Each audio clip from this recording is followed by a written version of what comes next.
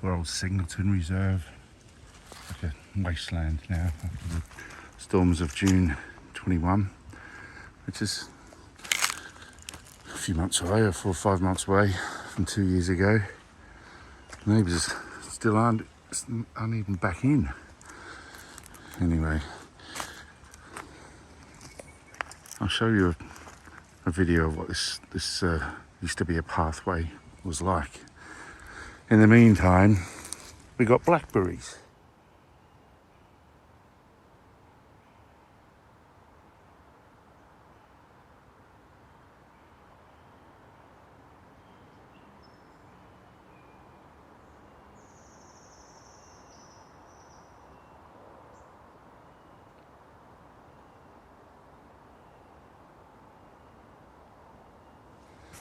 We got blackberries, and they'll take over everything. With just a small silver lining of blackberries. Only 500 grams, half a kilo, to make some jam. That's what I'm going to do. So I'll fill my bowl up. I reckon there's probably 500 grams, I'm sure of it. And I'll do batches over the coming months, because they all ripen at different times. And the word on the street is the slightly tartar blackberry makes the better jam, because you're putting a lot of sugar into the recipe anyway. So yeah, that's what I'll do. I don't mind picking not quite a ripe one.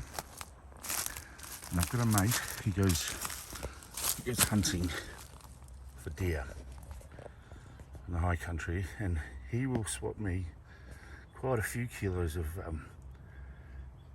venison for just one bar of blackberry jam. That's a good deal. And blackberry jam actually goes very well with venison. Very well indeed.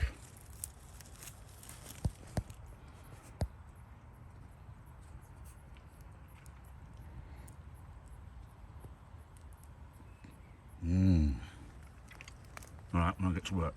Last couple for this batch. That's probably not as much as I need, but it's really only the first flush of readiness. There's heaps of unripe ones in there. So I'll see how this goes. I reckon right. So it's about 400 grams blackberries, and I've put in a cup and a quarter of sugar. Which it should be a cup and a half, but makes up the less than 100. You know what I mean. Sugar seemed to be all solidified. I'll leave it overnight. Did I say I put some lemon juice in? Well, I have. So we'll see tomorrow. 10 minutes hard boiled with this, and then we can test it to see if it's formed the right consistency and not too runny. So I left it overnight with the sugar. Sugar's drawn out all the fluids and very sugary. But after used the right amount, it just seems so goddamn sugary. And I'll boil it for 10 minutes. Then we'll see what we've got here.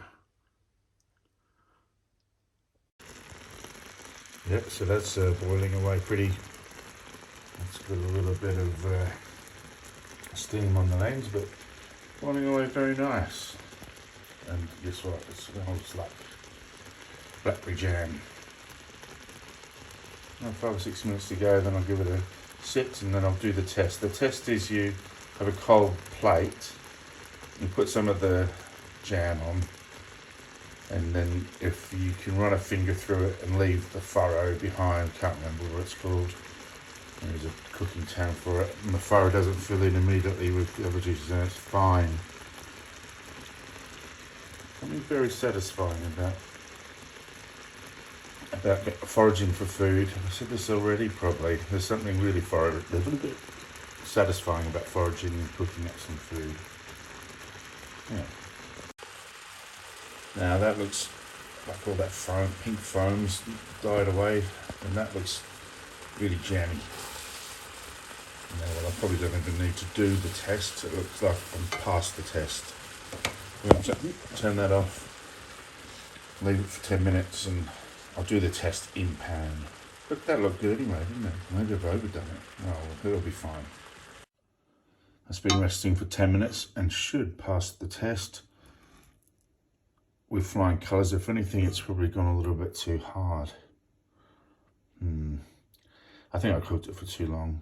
I wonder if I can put a bit of water in and just... Nah, it's going in a jar which I've sterilised. And this is the first batch, which I may put down to a learning lesson.